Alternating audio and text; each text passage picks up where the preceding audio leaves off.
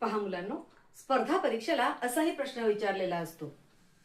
शेजारील आकृतीत बिंदू एस व बिंदू टी हे टिंब आहेत. इथे आकृती दिलेली आहे. बिंदू एस आणि बिंदू टी बद्दल आपल्याला विचारलेलं आहे. पर्याय दिले वर्तुळाच्या अंतर्भागात. आता अंतर्भागात म्हणजे वर्तुळाच्या आतल्या भागात.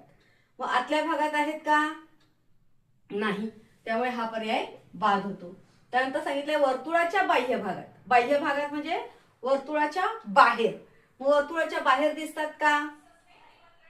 नाही. आता हा इकडे बाहेर दिसतोय, त्यामुळे पर्याय क्रमांक 2 सुद्धा बाद होतोय. त्यानंतर वर्तुळाच्या व्यासावर विचारले. मग आपल्याला इथे वर्तुळात व्यास काढलेला दिसतो का? व्यासच नाहीये, तर व्यासावर बिंदू घेतलेलेच दिसत नाहीये. त्यामुळे पर्याय क्रमांक 3 हा सुद्धा आपला बाद आहे. त्यानंतर बघा वर्तुळावर.